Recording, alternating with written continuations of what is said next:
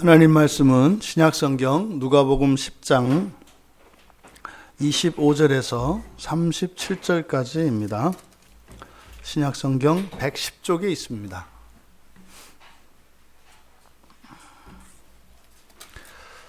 (25절에서) 37절까지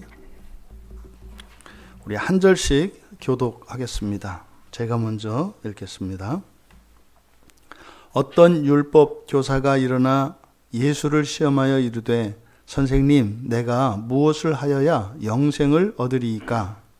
예수께서 이르시되 율법에 무엇이라 기록되었으며 내가 어떻게 읽느냐? 대답하여 이르되 내 마음을 다하며 목숨을 다하며 힘을 다하며 뜻을 다하여 주 너의 하나님을 사랑하고 또한 내 이웃을 내 자신같이 사랑하라 하였나이다.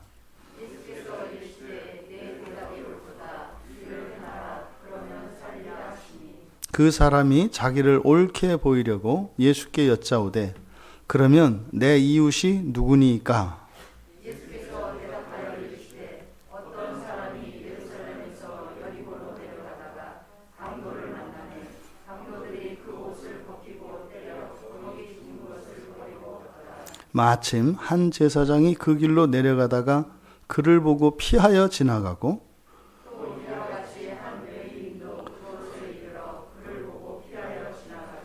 어떤 사마리아 사람은 여행하는 중 거기 이르러 그를 보고 불쌍히 여겨 가까이 가서 기름과 포도주를 그 상처에 붓고 싸매고 자기 짐승에 태워 지막으로 데리고 가서 돌보아주니라. 그 이튿날 그가 주막 주인에게 데나리온 2를 내어주며 이르되 이 사람을 돌보아주라. 비용이 더 들면 내가 돌아올 때에 갚으리라 하였으니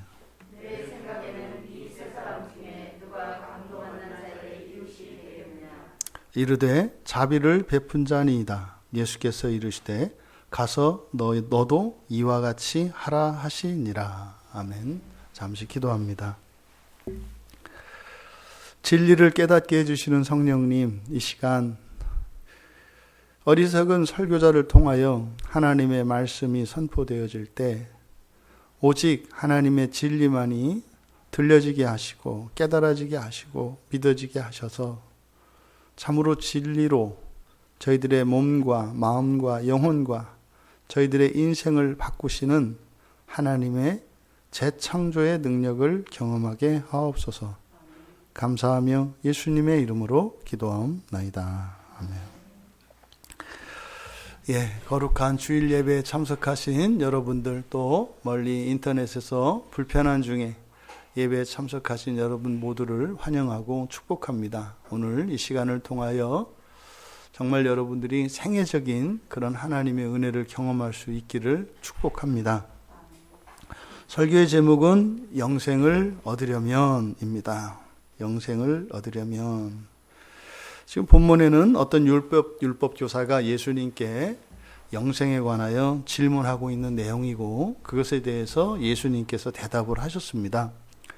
여러분들이 이 설교를 듣기 전에 한번 여러분 스스로 이 율법 교사의 질문의 의미가 무엇이고 또 과연 여러분들은 그 예수님께서 대답하신 이것이 어떤 의미인지, 무슨 말이냐면 여러분들이 가지고 있는 영생에 대한 생각, 그것이 여러분들에게 오늘 설교를 통해서 정리될 수 있기를 바랍니다. 그래서 모르고 있던 것은 무엇인지, 또 내가 오해하고 있던 것은 무엇인지, 그리고 우리가 가지고 있는 이런 고정관념이 무엇이어서 나로 하여금 내 인생을 내가 원하는 대로 바로 살지 못하게 하였든지 이런 방해물들이 발견되고 그것들이 치워지는 은혜가 있기를 바랍니다. 율법교사가 예수님께 시험하여 물어봤다. 근데 여기서 시험했다고 하는 것은 이제 매우 특별한 경우에 쓰는 말입니다. 시험하다라고 하는 말이 이제 성경에 많이 등장하는데, 누가는 이 단어를 특별히 여기에서와 그 다음에 광야에서 마귀가 예수님을 시험할 때 그때만 따로 특별히 이제 접속사를 붙여서 표현을 해요. 그러니까 마치 이 시험은 마귀의 시험과 같은 것처럼, 그러니까 굉장히 이거는요 심각하고 중요한 그런 질문이라는 겁니다. 그러면 지금 율법교사의 시험은 우리 이제 항상 여러분들이 성경을 보실 때는 앞뒤 전후 문맥을 이어서 보셔야 돼요. 그래서 지금 25절에서 하고 있는 이 질문의 바로 앞에 있는 내용들, 이것은 70 제자들의 그 귀한 보고와 관계되어 있습니다. 그래서 하나님 나라의 이름이 기록된 것으로 기뻐하라고 예수님이 말씀하셨다고요. 하나님 나라의 이름이 기록되었다. 그리고 또 제자들에게 예수님이 말씀하실 때 아버지와 아들에 대해서 얘기를 하거든요. 아버지는 이제 하늘에 계신 성부 하나님이시고 아들은 이제 본인을 지칭하는 거예요. 그러니까 하나님을 아버지라고 부른단 말이에요. 그 얘기는 곧 예수님이 하나님이라는 뜻이에요. 이해되시죠? 그러니까 여러분들이 하나님의 자녀라는 말을 그냥 여러분들이 처음에 들을 때 잘못 들었기 때문에 이때 당시에 사람들이 예수님을 죽이려고 했던 이유가 하나님의 아들이라고 하기 때문에 그러는 거예요. 하나님의 아들, 그러니까 여러분들이 지금 누가 하나님의 자녀라고 해서 이상하게 생각하지 않잖아요. 근데 왜 이상하게 생각하지 않냐면 여러분들은 그냥 하나님의 자녀라는 말이 그냥 형식적인 언어라고 생각을 해요. 그냥 교회 다니는 사람을 부르는 말, 뭐 이 정도로 생각을 하는 거죠. 근데 이때 당시에 유대인들이 그 이야기를 들었을 때는 존재론적으로 듣는 거예요. 제가 김씨 아들이니까 김씨잖아요. 하나님 아들이니까 하시다 이 말이죠. 예수님이 하나님이라는 뜻이에요. 하나님. 그래서 이걸 신성모독이라고 한다고요. 그래서 바로 이 두 가지 부분 때문에 그렇습니다. 그러니까 예수님 스스로 하나님이시라고 하는 거죠. 이게 이제 그들이 가지고 있는 메시아관과 충돌하는 거예요. 사실은 위대한 인물로서 그리스도를 생각을 했는데 예수님은 하나님이시라고 얘기하는 겁니다. 자꾸. 그리고 지금 예수님이 마치 이게 사람들을 하나님 나라에 이렇게 보낼 수 있는 권세가 있는 것처럼 얘기를 한단 말이죠. 그래서 이 내용을 가지고 이제 율법교사가 질문하는 것으로, 그럼 여기에 있는 지금 누가복음 10장에 기록된 사건은 마태복음과 마가복음에 보면은 두 가지 서로 다른 사건을 하나로 합쳐진 거예요. 그래서 전혀 별개의 사건으로 봐야 되는 겁니다. 왜냐하면 영생에 대해서 묻는 질문과 또 율법 중에서 가장 큰 율법이 무엇이냐고 묻는 두 개의 문단이 있어요. 문맥이 있어요. 두 이야기가 하나로 합쳐진 겁니다. 그래서 여기서는 영생이라고 하는 주제가 포커스예요. 그리고 율법입니다. 영생과 율법의 관계에 대해서 지금 누가는 여기에서 우리에게 말씀하려고 하는 거예요. 영생과 율법. 영생은 뭐냐? 율법은 뭐냐? 또 이 영생과 율법은 어떤 관계냐? 이것을 우리에게 종합적으로 설명을 하려고 하는 겁니다. 근데 사람들이 율법은 율법대로 알고 영생은 영생대로 알아서 율법과 영생이 싸워요. 이런 일이 일어나잖아요. 이런 일이. 여러분들도 예수를 믿는 이유가 뭐예요? 구원받기 위해서잖아요. 그런데 예수를 믿어서 오히려 인생이 비비 꼬이는 것 같아요. 이런 일이 일어나잖아요. 내가 구원받으려고 좋으려고 예수를 믿었는데 예수를 믿었더니 자꾸 힘든 일이 생기고 더 자꾸 분란이 일어나고 문제가 생긴다 이 말이에요. 이게 싸우거든요. 현실과 신앙 사이에서 이런 충돌이 일어나요. 그게 지금 율법과 영생 사이에서도 그런 일이 일어나는 거예요. 지금 이 본문을 여러분들이 다 읽어보셨겠지만 동문서답하고 있어요. 예수님은 예수님대로, 율법교사는 율법교사대로 각자 이야기를 하고 있습니다. 각자 이야기를. 그래서 맨 끝에 보세요. 37절에서 자비를 베푼 자입니다. 이렇게 대답하고 나서 예수님이 가서 너도 이와 같이 하라. 그냥 뚝 끊어버려요. 맨 처음은 율법교사의 질문으로 시작을 하거든요. 내가 무엇을 해야 영생을 얻겠습니까? 이렇게 물어봤잖아요. 그럼 무엇을 해야 영생을 얻겠다고 예수님이 정확하게 대답을 안 해주세요. 근데 맨 끝에 가면 너도 이와 같이 하라 그랬거든요. 너도 이와 같이 하라. 그러면 문맥을 보면 어떻게 돼요? 아, 이와 같이 하면 영생을 얻는구나. 이렇게 단지 이렇게 가죠. 그래서 뭐예요? 강도 만난 사람 도우라는 거예요. 그 얘기는요, 공자도 하고 맹자도 하고 부처도 하고 심지어 동네 어른도 하고 다 해요. 그 얘기를 하려고 이렇게 장황하게 썼을까요? 그럴 리가 없잖아요. 그런데 왜 그렇게 읽어요? 이렇게 싸운다고 이렇게 항상 충돌을 해요. 그럴 리가 없는데 그래요. 그러니까 이게 지금 영생과 율법 사이에 그런 문제가 있습니다. 그래서 하나의 이야기처럼 마치 예수님과 율법교사의 대화처럼 이렇게 쓰여 있습니다만 이게 지금 이 두 가지 이야기가 동시에 펼쳐지고 있는 것을 여러분들은 아셔야 된다. 이게 여러분이 일상 대화에서 많이 일어난다니까요. 가족 간의 대화를 할 때 자기 말 하잖아요. 이렇게 서로 듣고 그 이야기에 대해서 이렇게 대답을 하면 그거 듣고 이렇게 해. 그래서 한 선상 위에서 대화가 일어나는 게 아니라 각자 선을 그리면서 옆에 둘이 보면서 자기 얘기하면서 가는 거죠. 이렇게 세 사람이면 세 줄이 생겨. 그러니까 결론은 각자야. 이게 지금 이거예요. 결론은 각자예요. 그러니까 예수님이 말씀하신 것과 율법 교사가 말하고 깨달은 것 사이는 큰 차이가 있어요. 그러니까 그것을 여러분들은 이제 건져내야 한다. 그러니까 이걸 딱 보고 그렇지. 다 이해되잖아요. 그잖아요. 좋잖아요. 이런 얘기 읽으면 집사 때 되게 좋아요. 뭐 목사면 뭐 할 거야? 이게 제사장, 그죠? 그 레위인 누구? 중직자, 사마리아인. 그래, 나 돈도 없고 아무것도 없고 그래, 나 믿음만 있는 나. 뭐 이거 아니에요. 그러니까 이게 아주 속을 시원하게 하는 본문이에요. 소용없잖아요. 그래서 나와서 그 가면서 뭐 이제 목사 씹는 거죠. 목사라고 그게 소용없어. 강도 만나는 게, 강도 만난 사람 이렇게 도와주는 게 이게 영생을 얻는 거, 이렇게 가는 거죠. 이게 성경은 이게 뭐라 그랬어요? 어린아이에게는 나타내 보여주세요. 이렇게 알 수 있도록.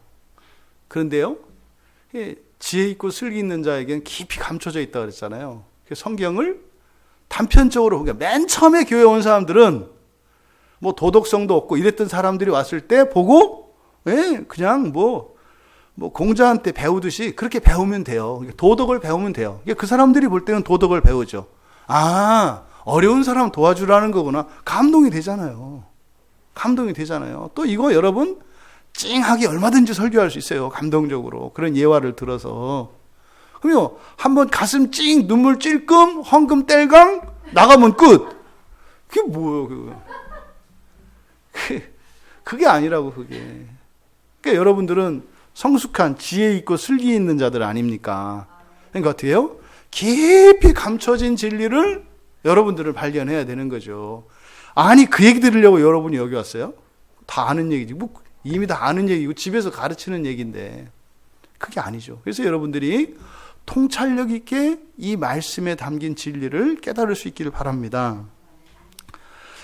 그러니까 율법 교사의 질문은 과연 예수님이 하나님이신가 하는 거예요. 하나님이신가. 그리고 자신이 가지고 있는 신앙에 대한 궁극적인 질문이에요. 율법 교사가 되어서 율법에 정통한 사람이죠. 그러니까 성경에 등장하는 종교 지도자들 가운데 율법 교사라는 말은 성경에 정통한 사람들이에요. 그러니까 성경을 완전히 거의 다 외우고 있다고 봐도 과언이 아니에요. 말씀드렸죠? 유대인들은 성경을 앞으로만 외우는 게 아니라 뒤로도 외우고 중간부터도 외워요. 애들을 그렇게 가르친다니까요. 그래서 어린 자녀를 두신 여러분들은 자녀들을 키우실 때 암기를 이렇게 시키면 아이들이 천재가 돼요. 이게 쉬운 일은 아닙니다만 어려서부터 훈련시키면 돼요. 훈련시키면. 우리 승현이 보세요. 예배 끝나고 나서 막 물어보면 다 얘기하잖아요. 왜요? 사모님이 자꾸 압력을 넣거든요. 거기다가 또 끝나고 나올 때 되면 목사님 와서 꼭 물어보거든요. 오늘 설교 뭐였어? 그러니까 어떻게 해요? 스트레스는 받지만 신경 쓰죠. 또 그렇게 하면 물어보나? 가끔 전화해서 또 물어봐. 이렇게 해서 여러분 어렸을 때는 암기를 이런 식으로 시키게 하셔야 돼요. 그래서 앞으로도 외우고 뒤로도 외우고. 그래서 구구단을 외울 때, 구구단을 암기시킬 때 거꾸로 외우게 시키셔야 돼요. 거꾸로. 그래서 앞에서만 외우지 말고 뒤에서도 외우게 시켜라. 아니, 집사님들은 하지 말고. 어차피 안 돼요. 늦었어요. 어렸을 때 그렇게 시키라고, 어렸을 때. 그리고 구구단을 9단까지만 시키지 말고 20단까지 외우게 시키세요. 애들은 외울 수 있어요. 애들 때는. 우리도 옛날에는 외울 수 있었어요. 근데 지금은 물 건너갔어요. 근데 그거를 1단에서 20단까지 실제로요, 앞에서, 뒤에서, 중간부터 막 이렇게 할 수 있어요. 그러면 어떻게 돼요? 기억력 엄청 좋아지고요. 그러면은요, 책 보면 그냥 이렇게 찍혀요, 사진에. 이게 가능해요. 어려서부터 이렇게 하면. 그러니까, 여러분들이 자녀들을 교육을 그렇게 시켜라. 그리고 여러분들이 이 성경을 볼 때도 1차적으로 표면에 떠 있는 거, 이건 누구나 동의할 수 있는 그런 도덕적 교훈이에요. 이게 뭐예요? 어린아이들이 얻을 수 있는 교훈이죠. 그거 가벼이 보면 안 되죠. 왜? 지금은 도덕조차도 없애버리는 시대이기 때문에. 특히 우리나라가 지금 제일 심각한 게 뭐냐면 도덕을 법으로 바꾸고 있어요. 도덕을 법으로 바꾸면 어떤 일이 일어날까요? 도덕이 없어져요. 도덕을. 어른에게 인사해라. 인사할 줄 알아야 된다. 이게 도덕이잖아요. 이걸 법으로 만들어요. 만약에 인사 안 하면 벌금. 그러면 도덕이 없어지는 거예요. 도덕이 없어지면 어떻게 돼요? 사람이 기계가 돼요. 도덕은 뭡니까? 자기의 선한 양심을 따라서 자발적으로 기뻐하며 그렇게 성숙하고 성장해 가는 거거든요. 법은 그렇게 하지 않아요. 법은 잘 지킨다 그래서 그 사람이 성숙하거나 이렇게 하는 게 아니라 바리새인과 같이 칼잡이가 돼서 정죄하는 사람이 돼요. 옳고 그르고를 얘기한다고요. 그거 틀렸어. 이렇게 해야 돼. 이게 정죄하는 거죠. 그 사람 하나도 안 바뀌어요, 법은. 근데 지금 다 법으로 만들어버려요, 도덕을. 법은요, 최소한의 것이에요. 절대로 더 이상 내려가면 안 되는 지점이 법이라면 도덕은 사람이 다다라야 할 최고의 기준이 도덕이에요. 그럼 도덕을 법으로 만드는 거는요, 이게 옛날 우리나라 교육제도처럼 하향평준화 시키는 거예요. 하향평준화. 이게 지금 심각해요. 지금 우리나라가 이 문제가 심각해요. 요즘에 교회에서 여러분들 예배 안 드리고 이렇게 인원 제한하고 이거를 만약에 교회들이 스스로 알아서 했으면 어떻게 돼요? 사회에서 박수 쳐야 되는 내용이죠. 그잖아요. 교회가 자발적으로 인원을 줄이고 예배도 그렇게 소중히 여기는 예배도 포기하고 이렇게 했으면요, 굉장히 감동스러운 얘기가 되거든요. 근데 이걸 법으로 딱 지켜버리면 어떻게 돼요? 그건 당연한 게 되고 그렇게 하지 않는 게 나쁜 게 돼버려요. 법을 어기는 불법자가 돼요. 이게 지금 우리 현실이에요. 엄청 보세요. 어제도 광주에서 어떤 교회에 이렇게 확진자가 나왔는데 피해를 받은 거잖아요, 교회가. 이놈은 코로나 때문에 예배를 드리려고 선한 마음으로 나왔는데 예배 자리에서 코로나 감염된 거 아니에요. 아니, 그 사람이 코로나 갖다 또 먹였겠어요? 조심하고 했는데 걸린 거 아니에요. 피해자 아니에요. 되게 마음 아픈 얘기거든요. 근데 이걸 범죄자로 만들어버려요. 지금 20대, 30대, 40대 교회, 기독교, 예수 굉장히 나쁜 거로 합니다. 지금 특히 지금 이 시대에 살았던 어린아이들은요, 어마어마할 정도로 교회는 나쁜 것이라고 하는 이미지가 이렇게 계속 각인되고 있어요. 교회는 나쁜 거, 교회는 나쁜 거, 교회는 나쁜 거.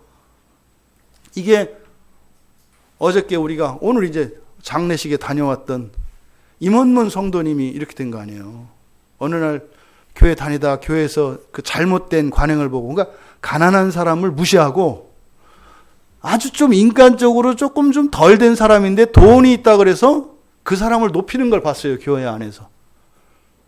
늙고 돈도 없고 근데 아주 신실해, 사람이.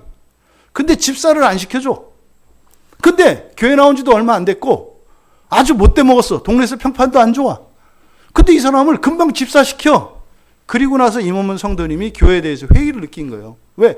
이 사람도 이 정의감으로 사셨던 분인데, 야, 이 교회라는 데가 이 썩은 데구나. 그리고 그날 딱 나가서 그 다음부터요, 그 생각을 가지고 몇십 년을 사신 거예요. 그러니까 어떻게 해요?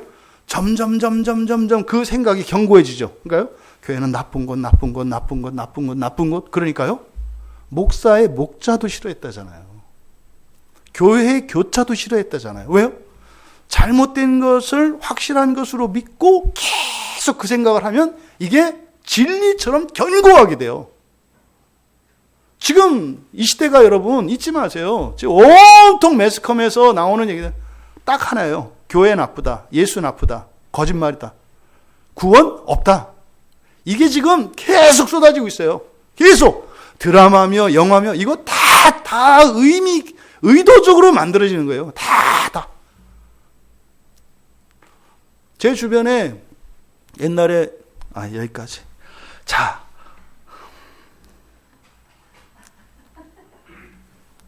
진정하고. 그래서 그냥 좀 전에 어렸을 때 9구단은 20단까지 해고 거꾸로까지 해야 된다. 이것만 기억하시면 돼.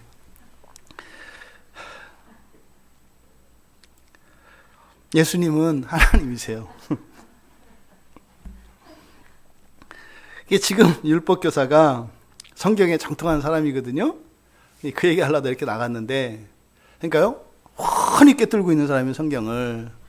근데 이 사람이 어땠을 것 같아요? 지금 본문 내용을 보면 만족이 없어요. 율법을 줄줄줄줄 다 꿰고 다 외우고 사람들한테 존경을 받아요. 예? 무슨 말이에요? 요즘으로 말하면 교회 다 나가고 성경도 잘 알고 다 해. 기도도 열심히 하고 헌금도 하고 봉사도 하고 열심히 해. 막 해. 근데 만족이 없어. 이 안에 만족이 없어. 근데 저기 보니까 광야교회라는 데가 있는데 거기 내 친구 하나가 있는데 이거는 내 반주먹거리도 안 되는 게 맨날 좋대. 꽉 찼대. 내가 보기엔 웃기는 거예요. 내가 너를 아는데 무슨 네가 이런 거. 그래서 이제 전화 온 거죠. 어떻게 하면 그렇게 꽉 차? 이런 거지. 니네 교회 하면 있어? 이렇게 이제 물어본 거예요. 이게 지금 무엇을 해야 영생을 얻겠나니까 이 질문이에요. 근데요, 지금 우리말 성경으로는 잘 안 나타나 있지만 여기서 얻다라고 되어 있잖아요. 얻다라는 말이 상속받다라는 뜻이에요. 구약에서 기업을 받는다 그러잖아요. 기업을 받는다, 상속을 받는다 할 때 그 상속을 받는다는 뜻이에요. 그러니까 상속을 받는다는 건 뭡니까? 자기 권리죠. 상속은 자식의 권리예요. 어떻게 해야 상속을 받을 수 있습니까? 이 얘기를 하는 거죠. 그러니까 이 얻다라고 하는 이 클레로노메오라고 하는 말은 구원에 쓰는 말이고 하나님의 기업에 쓰는 말이에요. 그러니까 어떻게 해야 구원을 받겠습니까? 어떻게 해야 하나님 나라를 받겠습니까? 이런 뜻이에요. 근데 여러분 다 아시죠? 하나님 나라를 어떻게 받나요? 하나님의 은혜로 받죠. 근데 조금 전에 여러분들이 했을 때 믿어서요. 신앙생활 잘해서요. 이렇게 생각했다면 잘못 생각한 거예요. 일단 구원을 어떻게 얻어요? 은혜로 받는 거예요. 은혜로. 하나님의 은혜로 주셔서 은혜로 받는 게 구원이지 우리가 무엇을 해서 받는 게 아니에요. 이거를 여러분 정확하게 기억하셔야 돼요. 이거 흔들리시면 안 돼요. 지금 이 율법교사의 가장 큰 문제가 이거거든요. 율법교사는 그러니까 어떻게 생각하고 있어요? 무엇을 해야 얻을 수 있다고 생각을 해요. 그러니까 얻을 수 있는 방법이 있다고 생각을 한다고요. 그게 아니라 구원은 하나님의 은혜로 받는 거예요. 은혜로. 그래서 여기에 바로 클레로노메오라고 하는 말을 누가가 사용을 한 겁니다. 그러니까 지금 율법교사는 질문을 했지만 누가는 지금 여기서 그렇게 얘기를 하는 거죠. 그러니까 예수님이 그런 의미로 말씀하셨다는, 그 구원은 하나님이 주셔서 받는 거지 네가 어떤 방법을 취한다고 해서 되는 거 아니야. 여기 이 안에 들어가 있어요. 그렇다면 이 율법교사의 질문, 영생입니다. 영생.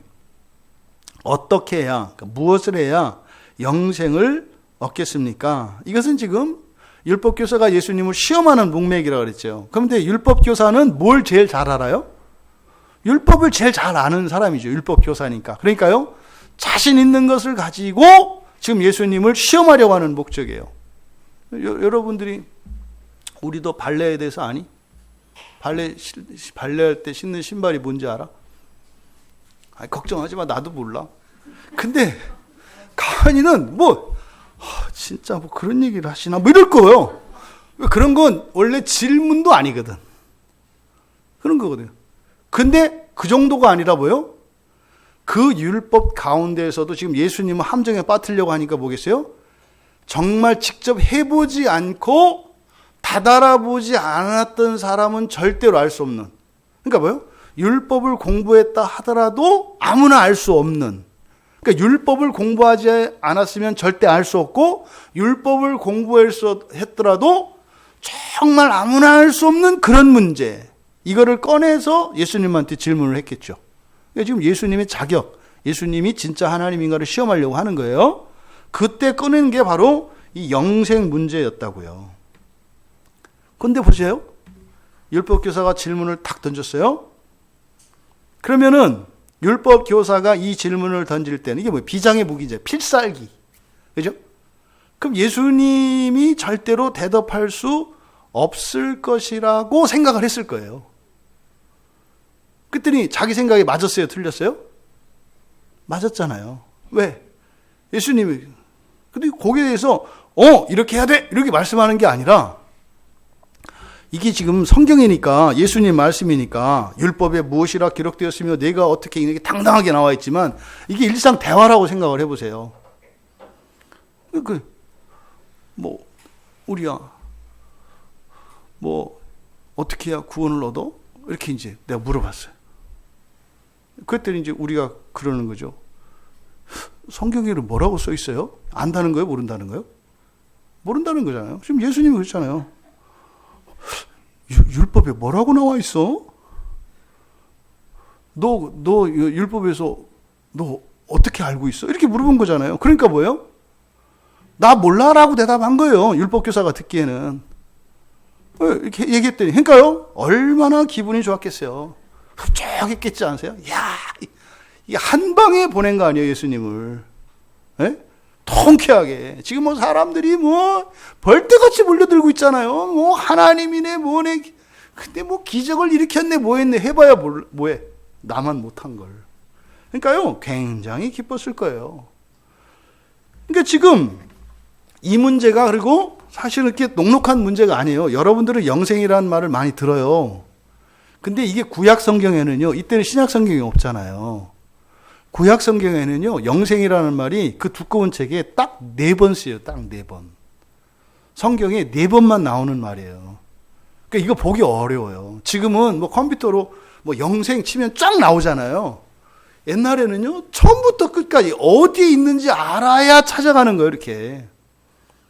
거기다가 그 두루마리를 펼쳐가지고, 책도 넘기는 게 아니에요. 이렇게 두루마리 이렇게 한쪽은 펴고 한쪽은 말고 이렇게 봐야 돼요. 그러니까 그거 찾으려면 이렇게 쫙 펴놓고 이렇게 보는 것도 아니라, 그럼 일로 감았다 막 둘둘둘 이렇게 가야 되는 거예요. 그러니까 4번 나와 있는 이 단어를 누가 그렇게 알겠어요? 이거는 완전히 외우고 있는 사람이 아니면 사실은 이렇게 관심을 둘 수 있는 주제가 아니에요. 그러니까 기독교인들에게는 영생이라는 게 너무 흔한 얘기가 되었지만, 아직 하나님의 계시가 완성되기 전인 이때 당시까지는 영생이라는 말이 그렇게 쉬운 말이 아니에요. 근데 또 쉬운 말이 아닌 것도 아니에요. 왜냐하면 이게 맨 앞에 창세기에 나오거든요. 이게 맨 처음 영생이 나오는 것이 창세기 3장 22절이에요. 선악과를 따먹고 난 뒤에 하나님께서 이들이 어떻게 해요? 선악을 아는 일에 우리 중 하나같이 되었으니 그가 손을 들어 생명나무의 열매를 먹고 영생할 거 하노라. 그래서 에덴 동산에서 쫓겨난 이유가 뭐예요? 영생 때문이에요. 영생 때문에 쫓겨난 거예요. 그러니까 굉장히 중요한 주제죠.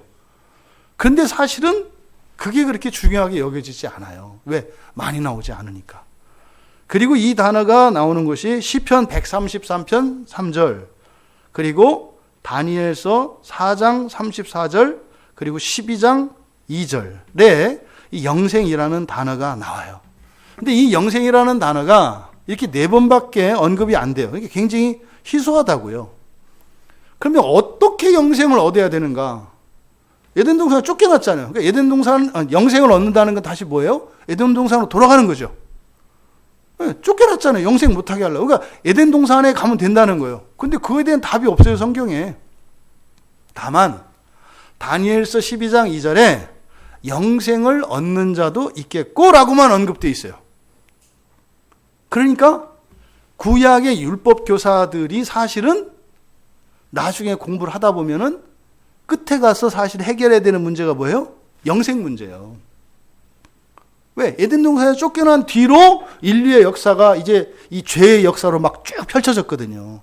그러니까 사실은 거슬러 올라가서 에덴 동산으로만 되돌릴 수만 있다면 모든 문제가 사라지거든요.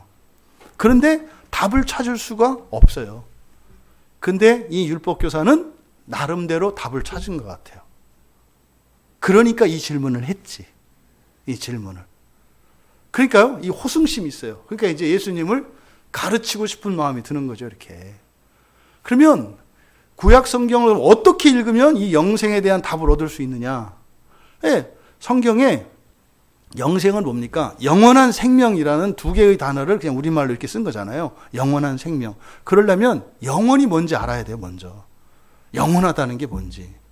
원래 이 영원하다라고 하는 것은 시간과 시간 사이의 공간을 의미하는 말이에요. 시간과 시간 사이의 공간. 이게 무슨 말이에요? 그냥 시간과 시간 사이의 공간이에요. 그러니까요, 오늘이라고 하는 오늘과 내일이라는 걸 우리가 정해놓죠. 그렇죠? 낮과 밤을 가지고. 그래서 요거 하루, 일주일, 한 달, 여기에서 단위의 시간들이 있잖아요. 네, 이것도 그래서 영원이에요. 단위의 시간이니까. 그런데 아주 넓은 개념에는 처음부터 시간의 시작부터 시간의 끝까지야. 근데 사실은 몰라. 그래서 영원하다라고 하는 게 무한히 긴 시간이라는 의미도 되고 단위의 시간들이라는 의미도 돼요. 그럴 때는 그래서 시대 또는 세대라고 번역을 하는 거예요, 성경에. 근데 이런 영원의 영원, 우리가 생각하는 무한한 시간, 이게 이제 영원의 개념인데 우리가 일반적으로 영원이라고 할 때는 그러면 영원한 생명이라는 게 뭐냐? 그리고 그 영원한 생명을 얻기 위해서는 어떻게 해야 되느냐? 이제 구약 성경을 계속 읽어보면 영원한이라는 말이 사용된 용례들이 있어요. 영원한 언약, 또 영원한 기업, 영원한 규례, 영원한 표징, 뭐 영원한 구원, 영원한 왕국, 영원한 이름, 뭐 이렇게. 그래서 전체를 종합하라면 이런 거겠구나. 나름대로 그 답을 얻을 수가 있어요. 근데 여러분 구약 성경 그렇게 공부한 적 없죠? 근데 여러분은 영생을 얻으셨죠? 어떻게 해요? 예수를 믿어서. 간단해요. 예수님이 그렇게 말씀하셨거든요. 예수님을 아는 거, 예수님을 보는 거, 그게 영생이라고 그랬어요. 예수님을 믿는 자, 바로 영생을 주기 위해서 예수님이 오셨다고 그랬어요. 놋뱀을 설명하면서 그를 믿으면 영생을 얻는다고 그랬어요. 여러분들은 너무나 쉽게 얻지만 이때 당시 사람들에게는 이거는 뭐 상상할 수도 없는 그런 질문이었다고요. 그러니까 어쨌든 이 율법 교사는 이 문제를 풀었어요, 나름대로는. 그래서 예수님이 이제 그 성경에 어떻게 써 있어? 그러니까요, 자신 있게 대답하잖아요. 뭐라 그랬어요? 27절 해보세요. 시작.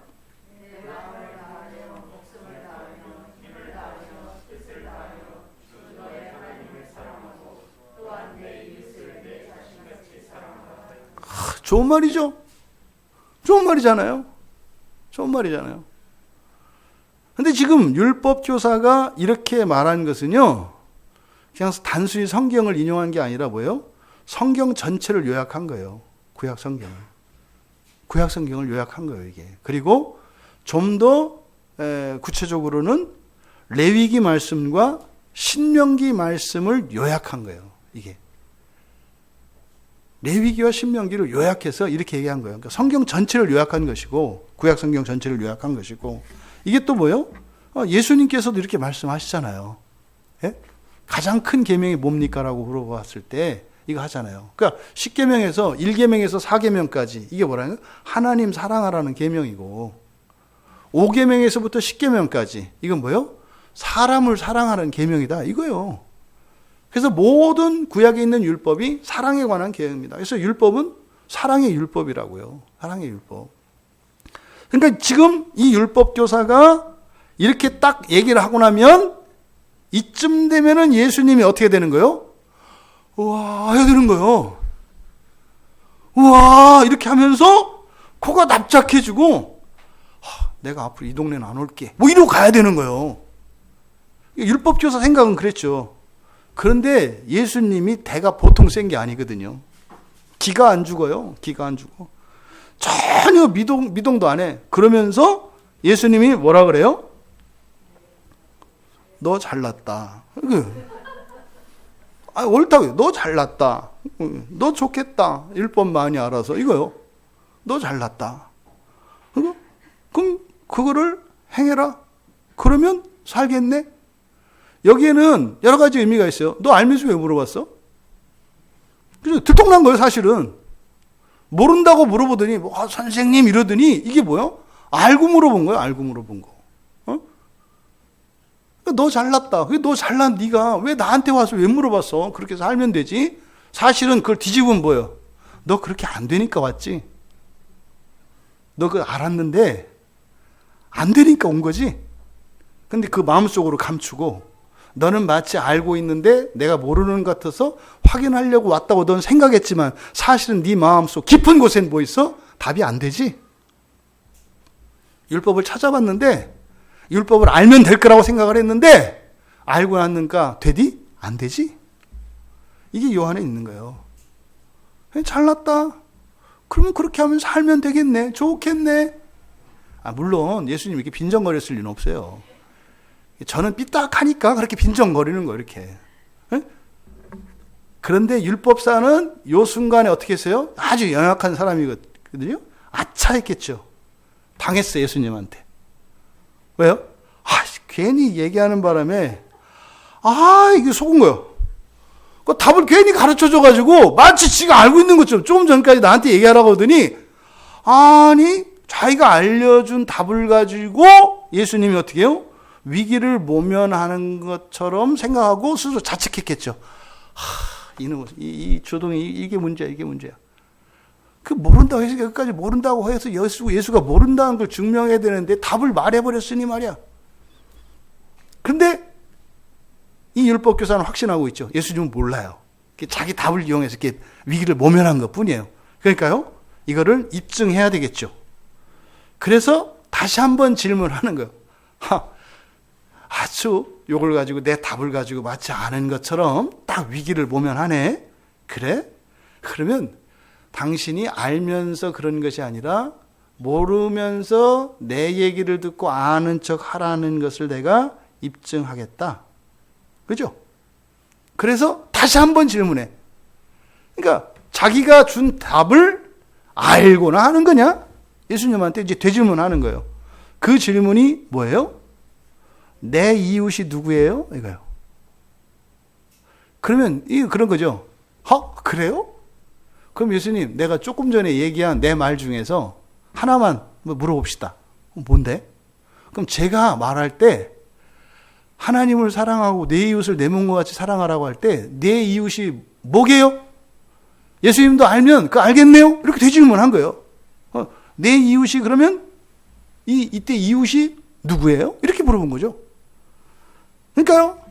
지금 이게 굉장히 긴장감이 이게 아주 팽팽하게 맞서고 있는 장면이에요.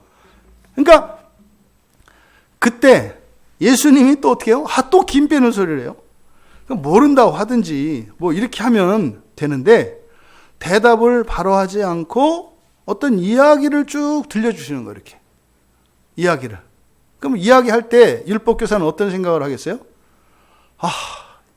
그냥 모르면 모른다고 하지. 뭐 쓸데없는 얘기를 할까? 뭐 이렇게 생각을 하겠죠.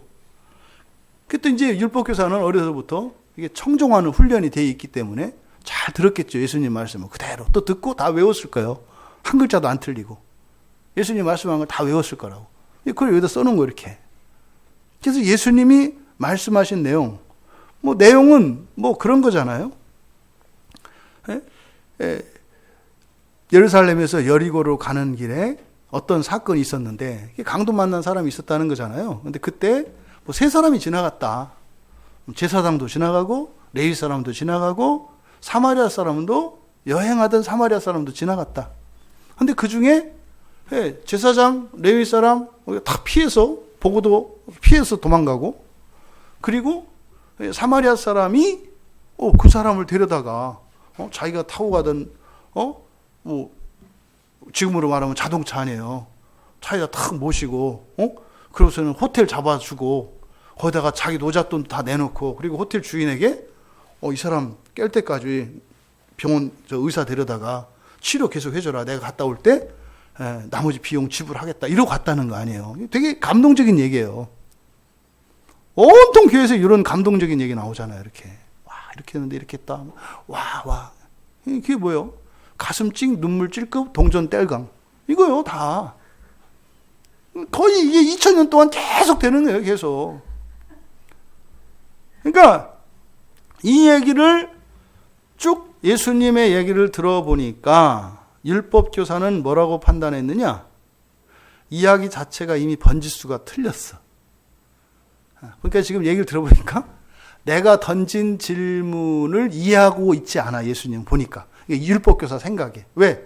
지금 여기 있는 내용을 보니까 그래요. 이 내용을 이제 율법교사 입장에서 보면. 왜 그러냐면 예수님이 여기서 이웃, 그러니까 내 이웃을 내 자신같이 사랑하라고 하는 율법에서 그럼 내가 사랑해야 되는 그럼 나의 이웃, 이 이웃이, 그러니까 이웃에 대한 정의를 물어본 거예요, 사실은. 이웃이라는 말이 뭡니까? 이걸 물어본 거거든요. 근데 예수님은 이상한 얘기를 하는 거예요. 왜 이상한 얘기를 한다고 하느냐? 이웃이라는 말은 히브리어로 레아예요, 레아. 레아가 이웃이라는 말이에요. 일반적으로 여러분들이 이웃 하면은 여러분, 이웃이 누구예요? 여러분이 살고 있는 또 여러분들이 생활하는 그러니까 여러분의 생활 속에 있는 사람을 이웃이라고 생각을 하죠. 일반적인 의미의 이웃이. 그런데 구약 성경에서 이웃이라는 말은 그렇게 간단한 말이 아니에요.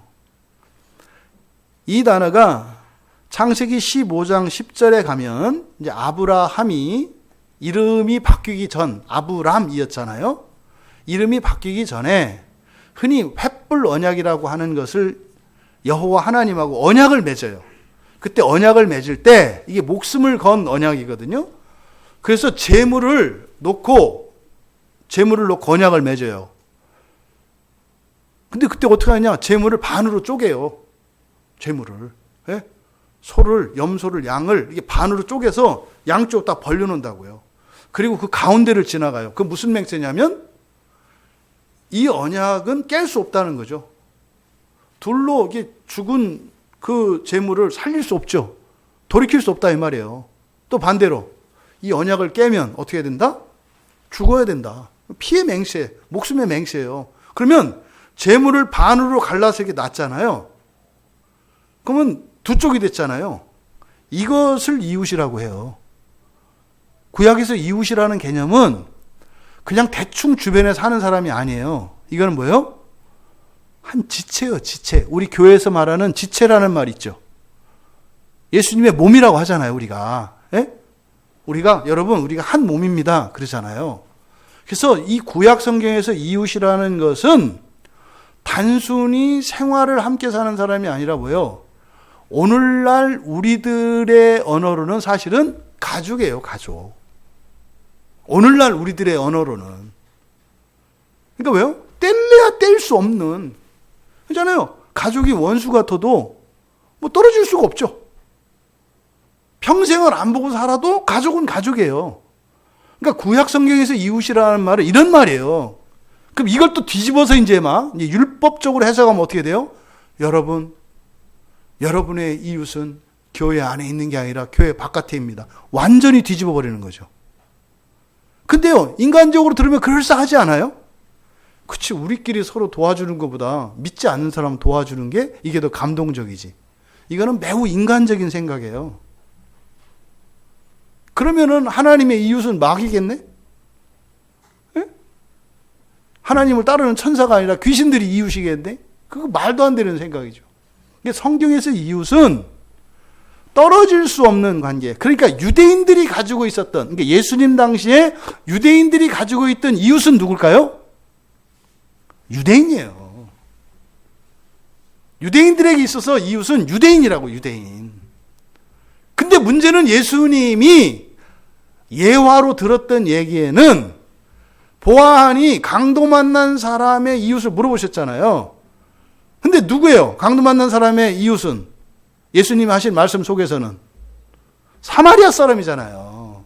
사마리아 사람은 애시당초 이웃이 될 수 없어요. 그러니까 예수님의 예화 자체가 잘못된 거예요.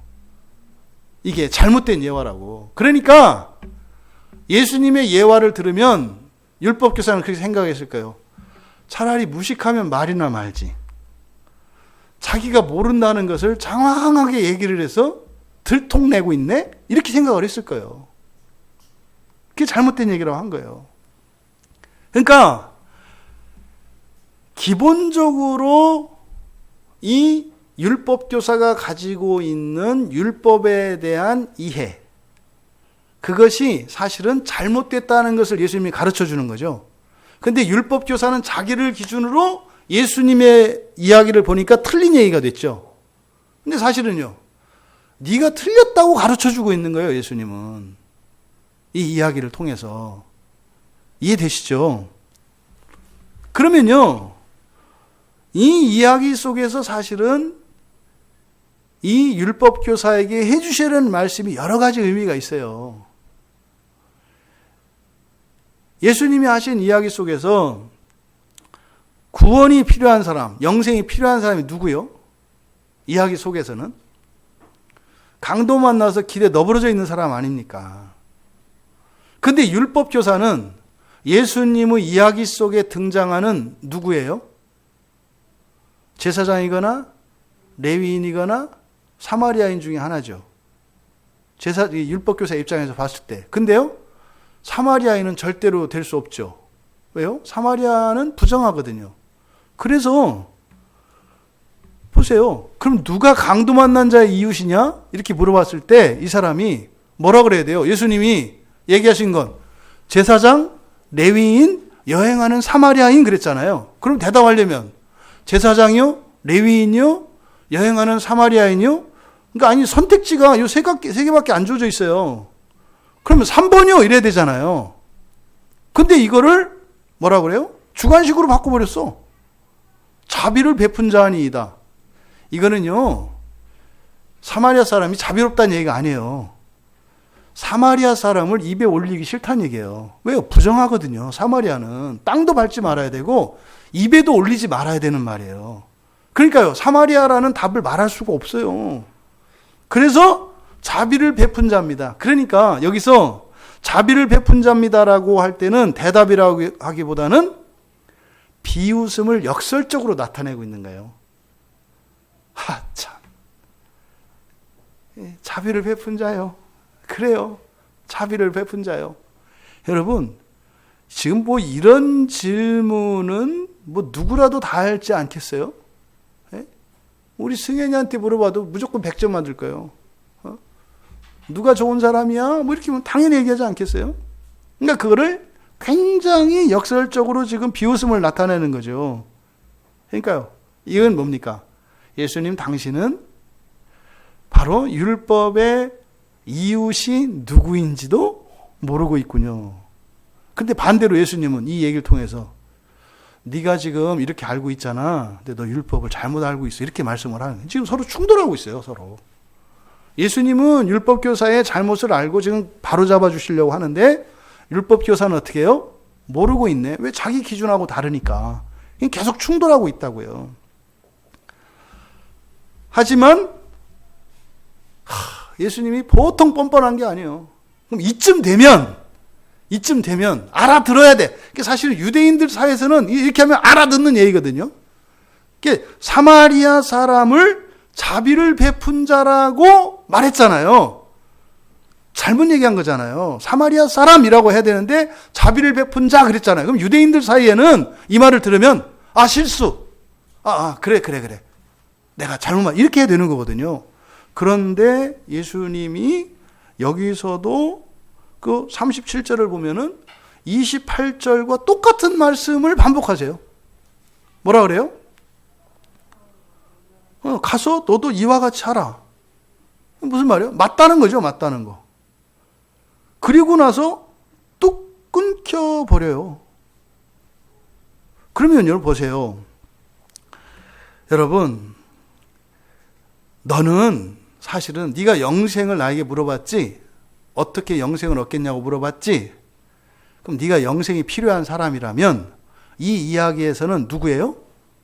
강도를 만난 자요. 그럼 강도를 만난 자는 뭘 할 수 있어요? 없어요? 없어요. 영생이 필요한 자는요, 아무것도 할 수 없는 거예요. 아무것도. 길바닥에 그냥 너부러져 있는 거예요. 영생이 필요한 사람은. 그래서 영생을 위해서 내가 뭘 해야 되지? 이렇게 할 수 있는 게 아니에요. 그냥 너부러져 있는 거예요. 근데요, 엉뚱한 질문하고 있는 거예요. 자기가 나그네이면서 강도 만나서 길에 넘어져 있는 사람처럼 얘기를 하고 있어요. 그러니까 너는 누구냐 이거예요. 너는 영생이 필요한 자냐? 너는 누구를 살려야 되는 자냐? 이게 되묻는 거예요. 과연 네가 영생이 필요한 자냐? 이렇게 물어보는 거죠. 근데 누가는 여기서 이야기를 결말을 내담한 것처럼 딱 끝내버려요. 그럼 여기는요, 많은 이야기가, 생각할 거리가 많아요. 율법교사는 예수님을 시험하려고 했어요. 그래서 어떻게 했어요? 예수를 넘어뜨렸다는 거예요. 못 넘어뜨렸다는 거예요.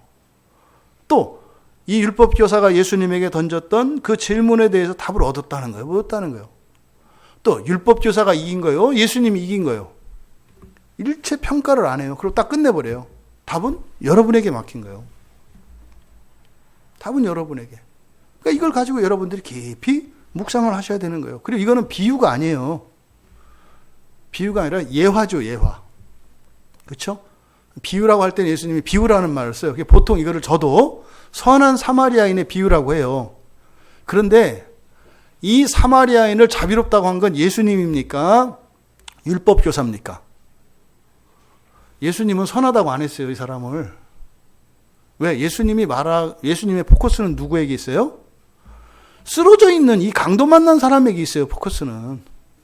제사장이냐, 레위인이냐, 선한 그 사마리아이냐, 누구 될 거냐, 이게 아니라 쓰러져 있는. 예수님이 오늘 이 시간이요, 여러분이 무엇을 해야 될지를 가르쳐 주시려는 게 아니에요. 예수님의 관심은 지금 여러분이 강도 만나서 길에 쓰러져 있는 자와 같이 주님의 도움이 절대적으로 필요한 사람이라는 거예요. 근데 우리가 어떻게 해요? 착각해요. 마치 내가 뭘 하면, 이게 자꾸 방법을 찾는다고요. 어떻게 하면 여기서 벗어날 수 있나요? 뭘 하면 되나요? 이렇게 한다 이 말이에요. 근데요, 강도 만나서 쓰러져 있는 사람은 사실은 할 수 있는 게 있어요, 없어요? 없어요. 근데 할 수 있다고 생각을 한다고요, 자꾸. 그러니까 예수님이 지금 이 율법교사를 통해서 구원이 필요한 자들에게 주시는 가르침을 여러분들이 먼저 깨달으셔야 돼요. 뭐 하려고 하지 마세요, 여러분. 여러분이 정말로 구원이 필요한 부분, 그 부분은 여러분이 할 수 있는 게 아니에요. 그것은요, 하나님이 해주셔야 되는 부분이에요. 근데 여러분들이 뭘 할 수 있다고 생각해. 그거는요, 이미 이전에 하나님이 해주신 거예요. 이미 해주신 거예요. 여러분이 주님으로부터 구해야 되는 이런 구원, 은혜, 그거는 주고 나버려져 있어요. 근데 여러분에게 이미 주셨던 그 또 다른 은혜가 있어요, 구원. 그걸 가지고 해야 될 일이 다 따로 있어요. 서로 다른 거라고요. 근데 이걸 한꺼번에 생각을 하니까 헷갈리는 거예요. 그러니까 할 수 없는 것을 하려고 하고, 해야 되는 것을 하지 않아요. 해야 되는 것은 뭐예요? 하나님의 은혜를 구하는 거예요. 하나님의 은혜를 구하는 거예요. 근데 할 수 없는 것을 자꾸 하려고 그래요. 그러니까 너무 힘들잖아요. 절대 예수님은 여러분들이 예수 믿고 고생하고 힘들어하는 거 원하지 않으세요. 절대로. 예수님은 여러분을 구원하러 오셨고 철저히 여러분을 위해서 오셨지, 여러분에게 무엇인가를 얻어내고 무엇인가를 요구하기 위해서 여러분의 자유를 뺏고 여러분의 평화를 깨트리려고 오신 게 아니에요. 여러분이 이거를 기억하셔야 됩니다. 사실 율법교사가 예수님께 던진 질문, 내가 무엇을 해야 영생을 얻겠습니까? 이 정답은 사실은 성경의 다른 곳에서 그 답을 얻을 수가 있어요. 이 답을 얻을 수 있는 곳이 어디냐면 요한복음이에요. 요한복음. 요한복음의 핵심이 영생이에요. 영생. 생명, 영생. 이게 요한복음의 핵심이에요.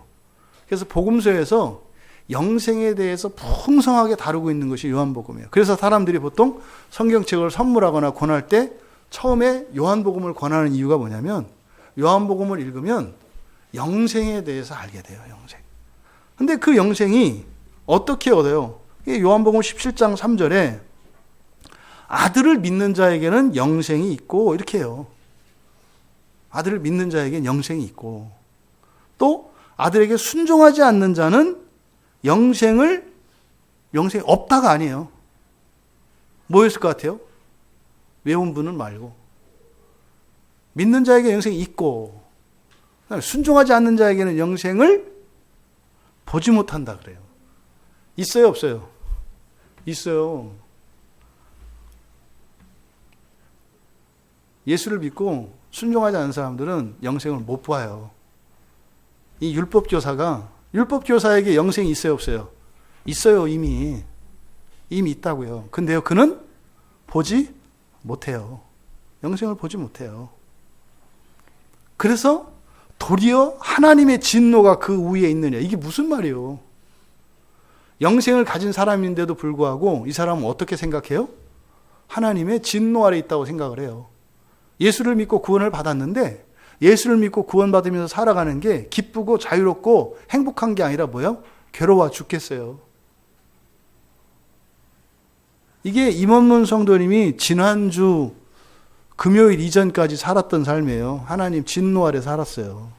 괴로워하면서 하셨어요. 근데 이분이 회개하고 나니까 깨달으셨겠죠. 아, 나에게 이미 영생이 주어졌구나. 그리고 내가 그 영생으로 인생을 살았어야 하는구나. 그런데 나는 자꾸 동네 사람들을 도와주고 어려운 사람들을 도와주고 이렇게 해야 내가 영생을 얻을 수 있다고 생각을 했구나. 이걸 깨달았겠죠. 사실 율법교사의 깨달음이 이거예요. 율법교사는 성경을 연구해서 답을 잘 알아냈어요. 그게 뭐예요? 하나님을 사랑하고 이웃을 사랑하면 된다는 거. 대단한 거라니까요. 대단한 거. 근데 그게 뭔지를 몰라. 말씀을 발견했는데 그 의미를 모른다 이 말이에요. 보지 못한다 이 말이에요. 사실은 예수님께서 하셨던 이 말씀의 배경을 여러분들이 좀 아셔야 돼요. 지금 예수님이 이야기하신 이 내용, 여기에 여리고라는 마을이 어떤 마을인지 아셔야 돼요. 그리고 기본적인 율법을 여러분들이 아셔야 돼요. 근데 여러분이 뭐 다 몰라도 돼요. 왜? 아니, 설교자가 그런 거 알려주라고 있는 거니까. 여리고라는 마을은, 여리고라는 도시는 어떤 도시냐? 제사장과 레위인들이 주로 살던 곳이에요. 그러니까 예루살렘 가까이에 있어서 성전을 섬기는 이 제사장과 레위인들이 많이 사는 사람들이에요. 주로 살아요, 주로. 그래서 여리고로 가는 사람, 그러면 이 사람들은 누구예요? 성전을 섬기는 사람들이에요. 성전을 섬기는 사람들. 그러니까 이스라엘 사람 다 유대인이에요, 전부. 전부 유대인이라고요. 그러니까 아마 강도 만난 사람도 제사장이나 레위인일 가능성이 매우 높아요. 근데 심지어 성경은 그 사람이 유대인인지 누구인지조차도 말하지 않아요. 왜요? 여기서 중요한 포커스는 뭐예요? 강도를 만나서 길에 버려진 게 포커스예요. 완전히 무기력한 상태. 이게 지금 포커스이기 때문에 유대인이냐 이방인이냐 뭐 그 사람이 제사장이냐 뭐 이게 중요하지 않아. 그냥 뭐예요? 어려운 사람. 여러분 가운데 지금 누군가 어려운 분이 계세요? 그게 중요해요. 여러분이 옛날에 어떻게 살았느냐, 여러분이 뭐 신앙이 좋으냐, 성경을 뭐 많이 아느냐, 뭐 여러분들이 얼마나 헌신을 했느냐, 얼마나 착해. 그거 아무 상관없어요. 아픈 사람은 아픈 거예요. 천하의 살인마라도 아픈 사람은 아픈 거예요. 그 사람에게는 의사가 필요한 거예요, 여러분. 아무리 위대한 장수라 하더라도 또 모든 병을 고치는 의사라 하더라도 아프면 그냥 아픈 사람일 뿐이에요. 도움 받아야 되는 사람일 뿐이에요. 서두에 말씀드렸잖아요. 코로나에 걸렸어요. 아픈 사람이에요. 아픈 사람이라니까요. 도움이 필요한 사람이라니까요. 어느 단체에 많은 사람들이 코로나에 걸렸대요. 그래서 그 가게가 영업을 못한대요. 도와줘야 되는 거예요. 도와줘야 되는 거예요. 아픈 사람 병 치료해주고 또 그 시설, 그 단체가 운영 못하잖아요. 그럼 도와줘야 되는 거예요. 근데 어떻게 해요? 제사장들, 레위인들 피해가죠. 지금 딱 우리나라에 일어나고 있는 상황이에요. 우리들의 이 삶의 문맥에서 강도 만난 자는 누구예요? 코로나 걸린 사람이에요. 뭐 약도 없다며. 코로나 걸린 사람이에요. 도와줘야 되는 거잖아요. 그런데 하물며 이 사람은 유대인이고 제사장이거나 레위인일 가능성이 많다. 그런데 문제는 제사장과 레위인이 그냥 지나갔다는 거예요. 이거를 여러분들이 우습게 여기면 안 돼요. 나쁜 사람, 몰인정한 사람 이렇게 생각하시면 안 돼요. 그러니까 무슨 말이에요? 코로나 상황에서 교회 간다고 막 욕하는 사람들 뭐라고 하면 안 된다 이 말이에요. 왜?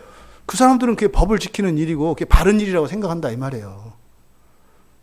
이런 상황에 교회 가고 이런 건 나쁘다라고 생각을 해. 왜? 법이 그러니까. 왜? 그 사람이 알고 있는 법이 그래요. 그러면 이 제사장과 레위인도 자기가 알고 있는 율법을 따라서 그렇게 한 것뿐이에요. 그 사람을 도와주지 않으려고 한 거 아니에요. 뭘 따라서 한 거예요?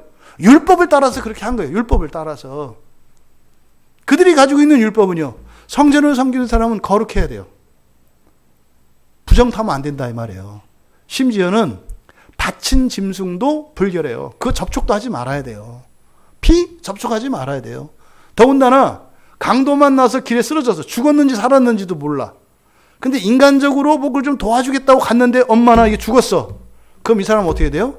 이 사람 때문에 내일 성전에 제사가 안 돼요. 성전 제사가 중요해요. 한 사람 그 도와주는 게 중요해요. 시체를 처리하는 게 중요해요. 성전을 섬기는 게 훨씬 중요한 거예요. 왜? 이거 도와주는 건 누군가가 할 수 있지만 성전은 내가 해야 되거든. 나밖에 없어요. 예? 그런 거요. 딱 오는데 제가 막 설교 시간에 막 늦었어요. 막 늦어서 와. 지금 막 2분 전이야. 예? 근데 요 앞에 다리를 딱 건너오는데 빨리 와야 지금 예배 시간에 늦지 않아. 설교하러 와야 되잖아요. 사람들 막 기다리고 있는데. 근데 그 옆에 딱 떨어져가지고 그 다리 옆에 어떤 할머니가 들고 딱 넘어진 거예요. 예? 뭐 돌아가신 것도 아니야. 이게 넘어졌어 이렇게. 근데 지금 내가 1분 1초도 시간이 없어. 어떻게 해야 돼요? 더더군다나 길에서 내가 차를 멈췄으면 뒤에 교통 체증될 거 아니에요. 쫙 정체될 거 아니에요. 순간적으로 돌아가는 거예요. 멈추면 뒤가 차 밀릴 테고 아 이건 곧 도로교통법 위반이고 또 나는 지금 교회 가야 되는데 어떻게 해요? 제사장이었다면 그냥 온 거예요. 그리고 어떻게 했겠어요? 콜은 했겠지. 어디 이렇게 했으니까 조치하십시오 이러고 왔겠지. 그리고 설교하겠지. 이게 지금 제사장과 레위인이 한 거예요, 여러분. 이거를 나쁘다고 매도하지 마세요. 사람들이요? 자기 법 때문에 그렇게 하는 거예요. 자기 법 때문에. 그런데 사마리아인은 어떻게 한 거예요? 차를 세운 거예요. 차를 세우고 할머니한테 어디는 아프지 않으시냐고 혹시 모르니까 노인들은 뼈가 약하니까 병원에 가보셔야 된다고. 그래서 뒤에 태워가지고 병원에 모시고 가서 병원에다가 아 제가 사실은 목사라서 설교해야 되는데 비용 이건 걱정하지 마시고 다 뭐 엑스레이도 찍고 미심쩍으면 MRI도 찍으시고 비용 혼자 청구할 테니까 그리고 여기 광야교회니까 연락하시라고. 그리고 와서 이렇게 설교를 하는 거예요. 이게 사마리아인이에요. 여러분 일상생활에서는요. 지금 여기서 등장하는 세 사람들은 다 법을 지킨 사람들이에요. 그러니까 제사장과 레위인은 정결규례법을 따른 거죠. 정결규례법. 그리고 레위인들이 지켜야 되는 레위인들이 제사장들이 지켜야 되는 레위인들이 지켜야 되는 그 율법을 지킨 거예요. 사마리아인은요. 정결규례에 매일 필요가 있어요, 없어요? 없어요. 이 사람은 뭐 하는 중이라고요, 지금? 어차피 여행 중이에요. 어차피 여행 중. 여행 끝나고 나서 정결규례 하면 돼요. 이 사마리아인에서 여러분 외국인이라고 생각하시면 안 돼요. 사마리아는 뭐예요? 혼혈 유대인이에요. 혼혈 유대인. 혼혈 유대인. 이게 꼭 기독교, 개신교회 같은 거지.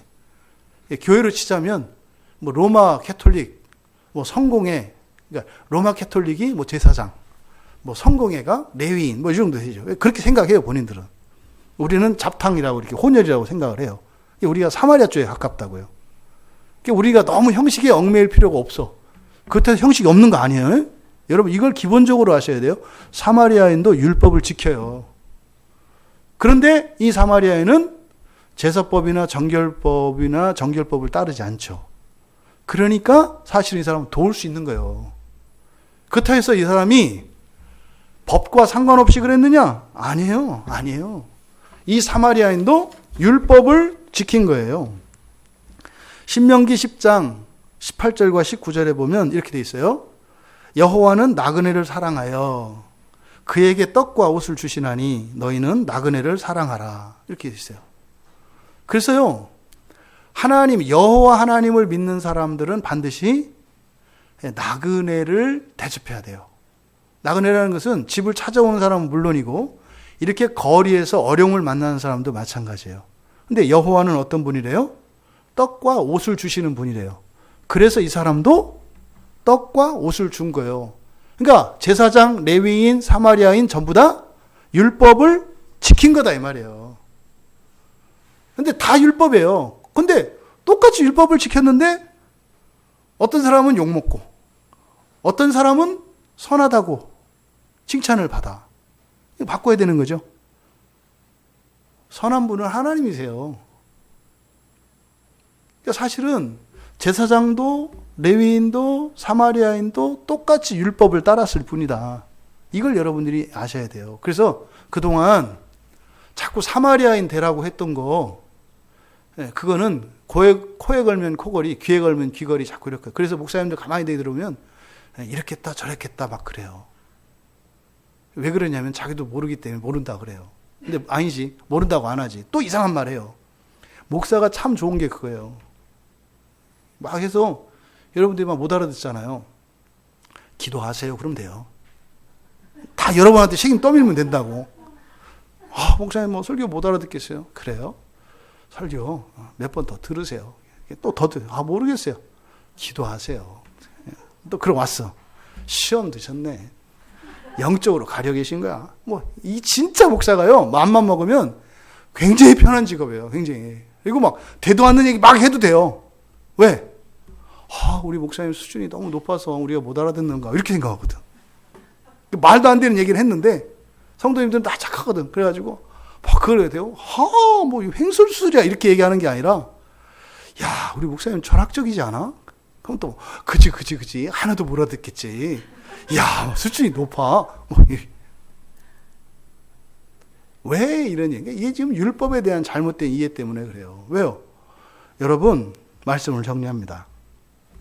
한마디로 지금 예수님이 율법교사에게 또 율법교사와 예수님 사이에 일어난 이 대화를 가지고 알 수 있는 것, 우리에게 가르쳐 주려는 거 뭡니까? 영생이 뭔지도 모르고 율법이 뭔지도 모르고 있다는 사실이에요. 근데 문제는 이 율법교사가 율법을 외우고 있어요. 자신은 알고 있다고 생각을 해요. 근데 성경은 뭐라 그래요? 모르고 있다고 얘기를 해요. 그리고 아무나 알 수 없는 영생이라는 주제에 대해서도 놀라운 깨달음이 있었어요. 그런데 모르고 있다고 얘기를 해요. 그것을 예수님이 뭐라고 하십니까? 이와 같이 하라 그랬어요. 예수님이 이와 같이 하라 그랬을 때 여러분 듣는 자마다 다 다릅니다. 이와 같이 하라 그랬지 예수님이 사마리아인 같이 하라 이렇게 안 했어요. 물론 예수님이 물어보셨어요. 강도 만난 자의 이웃이 누구냐? 이웃이 누구예요, 여러분? 셋 다예요. 셋 다 강도 만난 자의 이웃이에요. 셋 다. 이와 같이 하라. 그랬을 때 율법교사는 사마리아인이라고 생각을 했죠. 그럼 네가 사마리아인이라고 생각하면 그렇게 해. 이거요. 그렇게 해. 그럼 어떤 사람은 제사장이라고 생각하는 사람이 있을 거 아니에요. 왜요? 제사를 그 다음날 제사를 드리면은요 수많은 사람들의 죄를 용서할 수 있어요.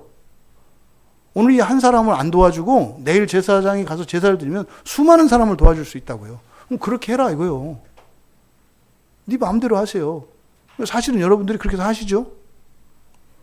여러분들이 믿는 대로, 여러분 아는 대로 살잖아요. 뭐 목사가 얘기한다고 그대로 해요? 안 하잖아요.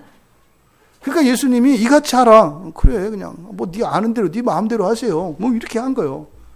여러분들이 저한테 와서 암만 물어봐야 정답은 여러분이 정답이에요. 여러분 마음대로 하세요. 저는 듣고 뭘 원하는지 이렇게 들어요. 그렇게 하고 싶다는 거구나. 그렇게 하세요. 그럼 은혜 받으시잖아. 왜? 다 허락을 받았으니까.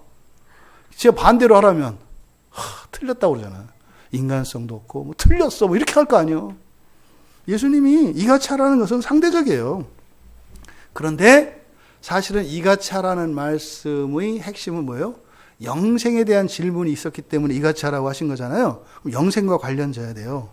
뭐랍니까?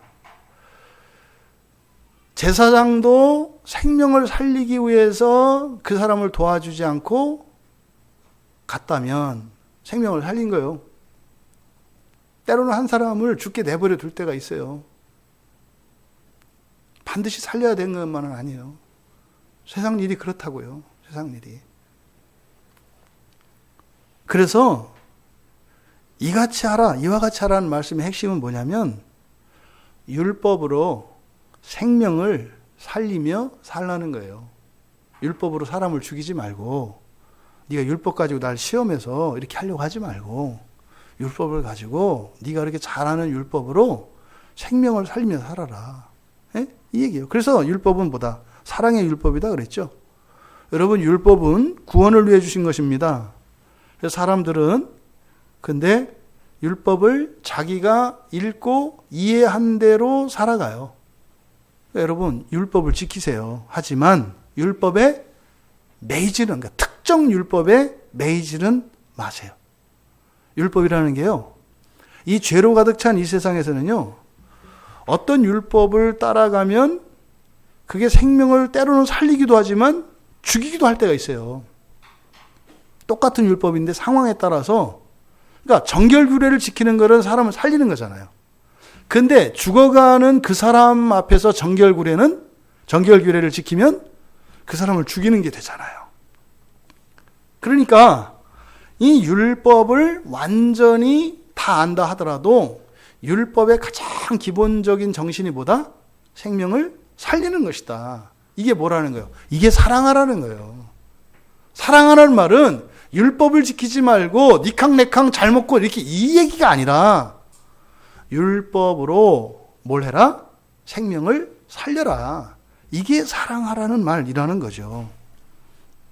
만약에 여러분들이 어떤 율법을 어기고 생명을 살릴 수 있다면 생명을 살리는 게 우선이에요.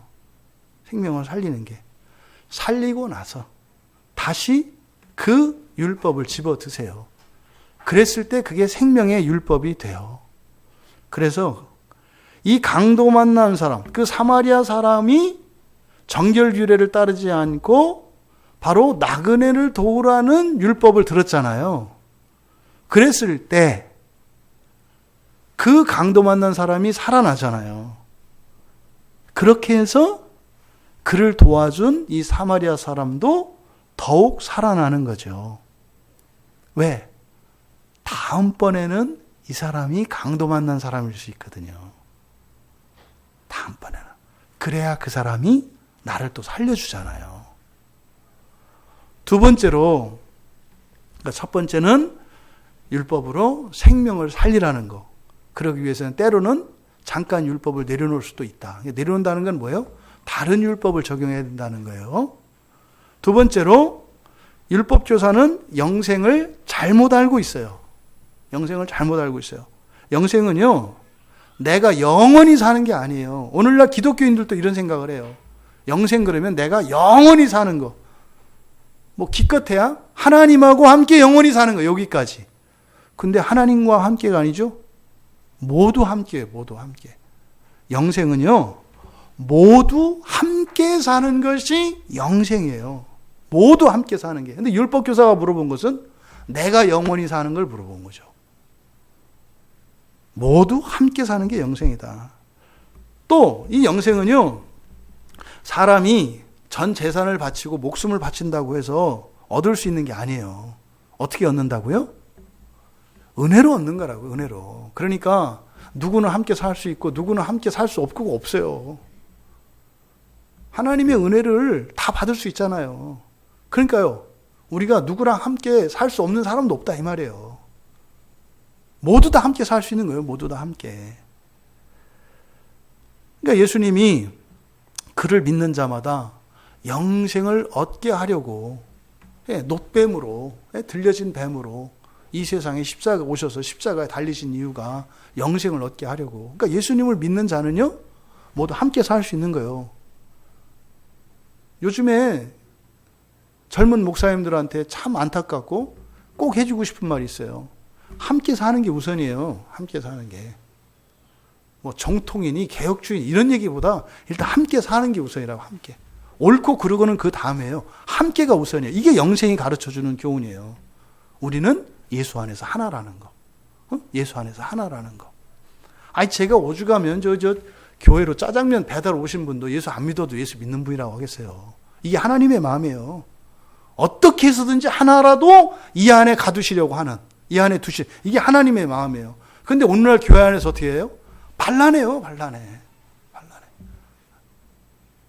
이 영생은 모두 함께라는 거. 그리고 이것은 하나님이 은혜로 주시는 것이기 때문에 염려할 필요 없다. 예? 염려할 필요 없다. 어떤 자격이나 이런 걸 가지고 하는 게 아니니까. 그리고 뭡니까? 그러니까 영생은 어떤 거예요? 얻기 위해서 힘쓰는 게 아니에요. 영생은. 받은 영생을 가지고 함께 살아가는 거죠. 서로 살리면서 살림 받으면서 그렇게 살아가는 거예요. 이걸 여러분들이 기억하셔야 합니다. 그래서 예수를 믿는 여러분들은 이미 주신 영생을 또 얻으려고 애쓰지 마시고 이미 주신 영생을 가지고 살아가시기 바라요. 영생은 얻는 것이 아니라 얻어진 것이고 영생으로 살아가는 거예요. 살아가는 거. 마지막으로 세 번째로 영생을 살아가기를 포기하거나 중단하지 마시라는 거예요.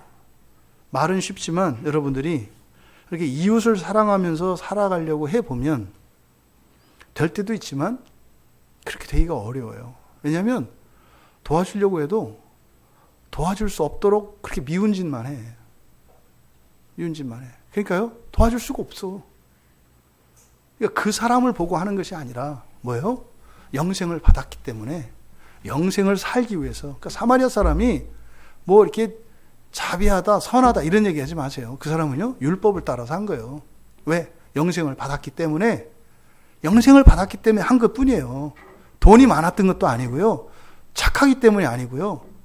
그러니까 여러분 그런 행위를 하십시오. 그게 아니에요. 영생을 받았기 때문에 그렇게 하는 거예요. 이유가 뭐다? 영생을 받았기 때문에 하는 거다. 그런데 막상 우리가 해보면 어떻다? 그만하고 싶어요. 여기까지만 하고 싶고요.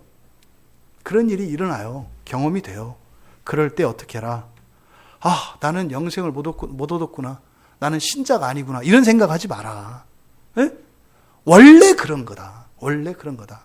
그런 순간이 오거든 낙심할 것이 아니라 하나님께 은혜를 구해라. 하나님, 이런 자도 내가 사랑하며 살아갈 수 있도록 힘을 주십시오. 또 내가 이렇게 딱한 처지에 있는 사람을 도울 수 있는 힘을 주십시오. 이렇게 은혜를 구하세요. 그래서 여러분이 받은 영생으로 살아가기에 필요한 은혜를 하나님이 주세요. 그래서 여러분들이 날마다 부요해지고 여러분들이 거룩해지고 이러는 거예요. 그래서 또 다른 사람이 여러분들을 통해서 하나님의 은혜를 받고 누리고 감화받아서 똑같이 그렇게 영생을 받고 영생을 살아가는 거죠. 그래서 이 세상에 영생이 점점 들어오는 거죠. 여러분, 결국 이웃을 내 몸과 같이 사랑하라는 말씀은 모든 율법은 사랑의 율법이요. 또 사랑의 율법은 곧 영생을 사는 것이라는 말씀입니다. 예수님께서 여러분에게 영생을 주시려고 이 땅에 오셨고 구원을 이루셨죠. 구원을 이루셨어요. 여러분에게 영생이 주어졌어요. 그리고 승천하셨어요. 이 세상을 여러분에게 맡기셨잖아요. 그러면 여러분은 여러분에게 주신 구원으로 예수님께서 도와주실 것을 믿고 또 난관에 봉착할 때마다, 여러분 한계에 부딪힐 때마다 은혜를 구하면서 영생을 살아가시는 여러분 되시기를 주님의 이름으로 축원합니다.